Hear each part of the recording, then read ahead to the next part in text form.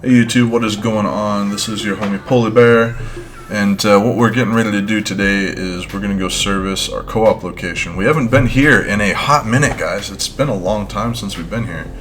Prior to filming this, we installed a credit card reader on this location, and while we're taking care of everything here, I'm going to explain what happened. So I'm going through a huge learning curve on these credit card readers. I'm learning that just because a machine is MDB doesn't necessarily mean that that machine is credit card ready. Now, don't get me wrong, the credit card reader is working. People can use it to purchase items. But the larger reason for me getting these credit card readers is so I can track sales. See, there's a credit card reader right up there in the corner. I want to track the cash sales so I know how much is in the cash box. That way when I go to collect, we actually have a decent amount of money, and I know there's a decent amount in there. So that was all expired product I just pulled out of the machine. We're gonna put some Cheez-Its in there. We've got a 50 pack of 1 ounce bags to put in there. We're gonna fill this whole row with Cheez-Its. I didn't think about it until just now, but I should have put some Chex Mix in there too. That probably would have been a smarter idea to put some Chex Mix in there. I would have been able to fill it up a bit more. The 3-wide USI machines are difficult to completely throw up. Jeez, oh my goodness. Look at this. Have you guys seen these before? Have you guys put seeds in? Sunflower seeds, that's what they are. They're sunflower seeds. I'm kind of curious to see how they perform. I'm kind of hoping they do well. But we got some Danishes up in there. We've got our different kinds of chips. So I'm really excited about that. But to get back to what we were talking about earlier, I initially installed a credit card reader on this, and I found out that the credit card readers have either AT&T chips or Verizon chips. These Nayax credit card readers that I use, and in this specific location the AT&T chip was not getting service, so I got on the phone with Nayax customer support, their support service that they have, and I gotta say, those guys are absolutely awesome. If you run into any sort of issues with their product, they go above and beyond to try to help you with it. And if any of them are watching this video, I want to say thank you to you guys. I've been calling on a regular basis because I've had 10 credit card readers that we've been installing, and they have been so helpful. They took the device that had the AT&T chip in it, and they took it back and sent me one with a Verizon chip, and that solved the problem. The credit card reader was working, but the motherboard on this machine is called an F80.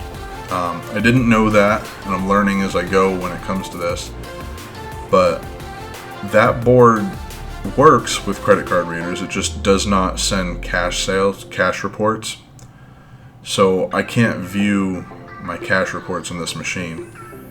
So we need to get a motherboard upgrade. Fortunately, we already have an MDB bill acceptor and coin acceptor, so we don't need to upgrade those, which can be expensive sometimes. To jump from topic to topic real quick, we're gonna change this setup up a little bit. We're gonna put 2 rows of Skittles. We're gonna have our regular Skittles, and then we're gonna have a mix of our wild berry and our sour. And we're gonna pull the almonds out completely. We're gonna put our basics in there. We got Snickers, Twix, all that good stuff. We're gonna put all of our basics back in. I have noticed I should have done this a long time ago with these locations. I should have just filled them all the way to the max, and I really shouldn't pull money out unless I'm going to be filling the machine at the same time, because occasionally I do that, and it creates a lot of problems. I've gotten a lot of comments in the past about that, and I really want to thank those people. Even people who leave comments that are kind of nasty, I still I don't take it to heart, and I take it as advice. And honestly, There have been some really nasty comments that I've learned from.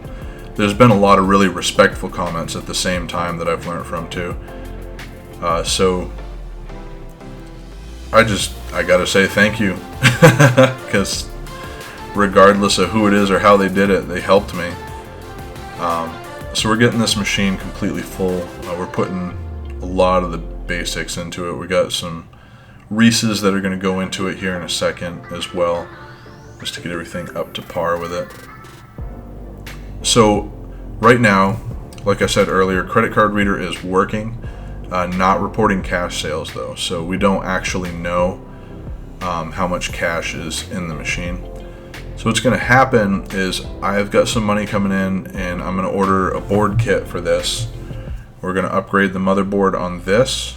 We're going to upgrade the motherboard on both of my Royal machines that we have credit card readers on.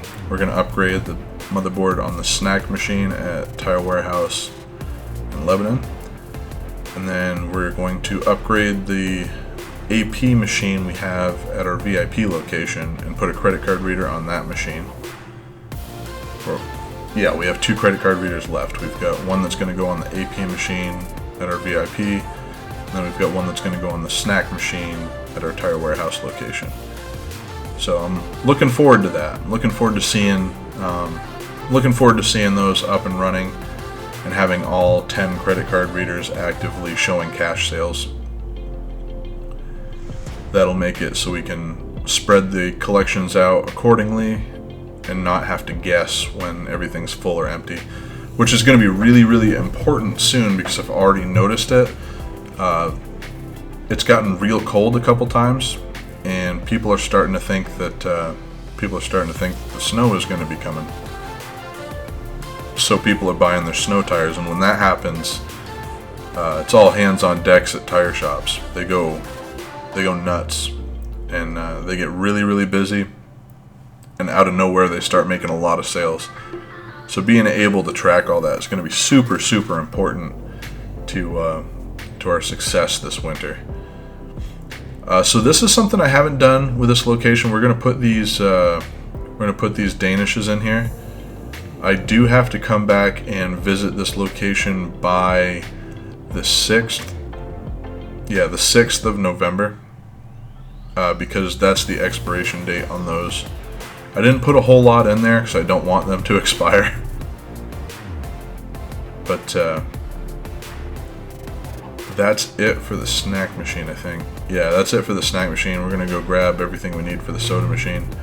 So I need to go through and test all the columns on this soda machine, because I think the front columns will carry more than the back columns. So I put a 24 pack in a completely empty column, and I'm thinking that the back columns will only hold 30 while the front columns hold 40 cans. I'm not entirely sure on that just yet, but we'll see. I'm gonna throw some trash in there. Wow, this is making me dizzy. This is gonna make you guys dizzy for sure. I'm gonna see so many dizzy comments. So we're gonna put all this stuff away real quick. I promise that the dizziness will go away in just a second when we start servicing the soda machine. So I'm going to slow it down just a little bit for you guys. These guys go through a lot of Diet Coke. They actually go through a ridiculous amount of Dr. Pepper. Dr. Pepper seems to be the real big seller here. So yeah, I've got all the Cherry Coke ready for our Subaru dealership when we run out of bottles there. That is 8 cases of 12 Cherry Coke. That should fill that machine pretty much to the top. Almost to the top. We get our Dr. Pepper. I should have grabbed 3 cases of Dr. Pepper because I don't think 2 was enough. But gotta grab some Coke. Mountain Dew. Do I grab another thing of Mountain Dew? I think I do. That thing is getting full. Oh, no, I don't. That's it. That's it. Alright. So So we're going to head back in and we're going to start working on the soda machine. I'm going to slow things down a little bit in just a minute here. Kick that right up. So that cart's really heavy. I've been saying it a couple times here. We need to upgrade our cart. That cart has done really well. Oh, I left the cash up there. Why did I do that? So that cart has been, it's been great, but we're carrying so much product at a time now. I'm starting to get worried about it as far as its strength goes. We need to get a heavier duty, one that's just a little bit more heavy duty. And I thought that I slowed it down right there. Oh, okay, I see what happened. Alright, so I'm gonna go and get the overflow bin first. We gotta get our overflow. And answer something on Facebook, maybe? Maybe that was Facebook. I'm not really entirely sure. Okay, now it's gonna slow down. Sorry about the wobbly, guys. I probably could have made this like 30 minutes, but there we go. That is so much smoother. That's so much better. Alright, so now we're looking. I just put that in the wrong spot. And we're going to go down and we're going to take a look. I wonder if we'll be able to see it. You can't really see it, but I can. Oh, such a bad day. Such a bad day. So now we have to put them in the right one, which is that bottom one. And I have been using this method where I catch them now, and it makes things so much easier. I wouldn't say easier, it just makes things so it doesn't really like slam against the cans at the bottom, or it doesn't really slam into anything at all for that matter. Alright, so we're gonna move. We're taking our overflow bin right now and we're filling up whatever we can with the overflow bin before we go through and actually fill the rest of the machine with unopened cases. I try to have as few, like I don't keep the cases, I put them in the overflow bin. So if I've got a case where there's like 3 cans left, it'll just go in that little bin there, and then I'll use the bin at the next location to fill up as much as I can. You see we've got a lot of Mountain Dew in there. I think the Mountain Dew actually winds up filling up everything we're missing. See the lemonade. Yeah, see I can't catch that one, but I can let it go as much as I can anyways. You're gonna see it'll go right to the max there. This is why I slowed this down, because it's a lot of up and down, and I bet you it would have been horrible at the speed that we were going with the other stuff. Would not have been fun at all. So guys, I want to ask a question real quick. I'm thinking about doing a live stream in celebration of me leaving my job. I am officially full-time YouTube and full-time vending as of the 25th of this month. Oh, it'll be Friday. You're seeing this video on a Wednesday, so I want everyone to know that I am finally going full-time vending, and I no longer am going to be working for someone else. Vending and YouTube. You see, that's exactly what I'm talking about with the overflow. I didn't want to keep the box, so I just poured 4 cans into the overflow bin and called it good. Oh, yeah, so this thing rocks a little bit.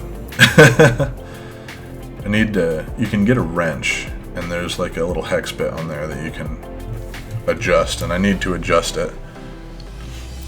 But this is the one right here that really surprised me. So right now, there are only 2 cans in the bottom. We're going to put a 24 pack in there, and it's going to come almost all the way to the top. So I would say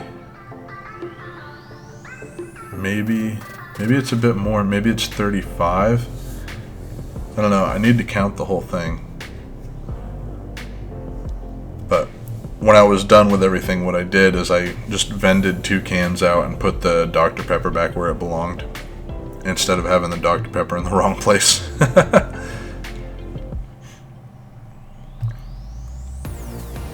And And that's that, right? Can you see it? Oh, couldn't see it. Maybe we'll be able to see it in a second here. Not really. The camera view is... Okay, second bin in on the bottom. You can see that they're almost all the way to the top. There's no good way to do this. I really wish there was a thing you could stand everything up on, but you can't. Now these are the cans that like to explode. These are the ones that you really need to be careful with when you're putting them in. Particularly Coca-Cola cans and Diet Coke cans like to blow up. So you gotta be really careful when you put them in. You gotta do it kind of slow. Let them roll. I was trying to figure out if I just wanted to replace this machine entirely, but I do think it's going to be a little bit less expensive to just upgrade the machine and get it MDB ready. From now on, I'm going to buy either up-to-date refurbished or brand new, because buying used is great when you're starting, but when you get to the point where you want to put credit card readers on stuff, it really sucks. Like, not good at all. Like, I've spent way too much money. Like, any money that I've been making on YouTube, I have spent on trying to upgrade these machines and get them up to par, which we're finally going to be there soon, which is going to be great. And we can actually start seeing revenue come through, start getting a paycheck from my vending company for the first time ever, which will be awesome. Okay, so that's it for Coca-Cola. We've got one can left in there. And next up, I think, is Dr. Pepper. Might be lemonade. We might be jumping into lemonade. Nope, Dr. Pepper. Oh, lemonade's full. Lemonade's already full. We got Dr. Pepper, we got orange soda we still gotta fill. We have Diet Coke we gotta fill. Get these Dr. Peppers going. The Dr. Pepper was totally empty. And see, the Dr. Pepper, we did 24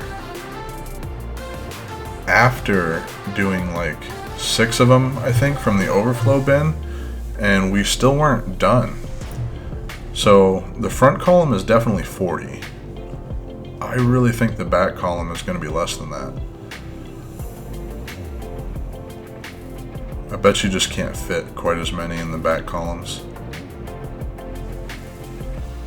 It's really interesting to see how these are engineered, how these machines are engineered to fit as many cans as they possibly can in a certain space, you know? Although I think it's more efficient, like the way Royal does it, I think is a little more efficient than the way this is. I could be wrong, but I feel like there's a little bit of wasted space this way. So we are on case number 2. This is a case of 12, so we put 24 in there on top of like the 6 that we put in to begin with. So that's 30 right there, and we weren't all the way there. This is definitely a machine that takes 10. It's gonna take 10 more. Oh, maybe not. I don't know, I need to go through and vend everything out and then fill it up and count it when I fill it up. I thought it was 40 in each column, but I could be wrong. Could definitely be wrong. So we've got the orange soda left here. I think we do 2 cases of the orange soda on this. I can't remember if it was quite enough. Now these cans are pretty strong. I didn't even really worry about it. I just let them go. I've never ever had one of these explode. Actually, the only 2 I've ever had it explode on was Coke and Diet Coke. If you guys want to see the video of me filling this machine and one of the cans exploding, I will put it in the upper right hand corner if I remember to do it. Upper left hand corner? One of those corners. I don't know. Somewhere there. But we'll put it up there so you guys can go check it out. Okay. Are we gonna have some left over? I don't think we did. I'm pretty sure that we used all of it. Keep filling. Keep filling. Almost there. Almost there. Bam. That's it. Yeah, so I think I could have fit like 4 more in there and that would have been it. That would have been all we had. Oh man, did I replace Sunkissed? I can't remember if I replaced Sunkissed or not. I'm sitting here thinking about it. See, this is what's scary, is these are the ones that cause a problem, and when they're in the back row, there's nothing you can do about it. You can't stop them or slow them down in the back row. It's just, it is what it is. Although I don't think I've ever had one explode in the back row. I've only had one explode in the front row. And the next one is going to be our last one. Actually, that was it. Hey guys, thanks so much for tuning in. Peace.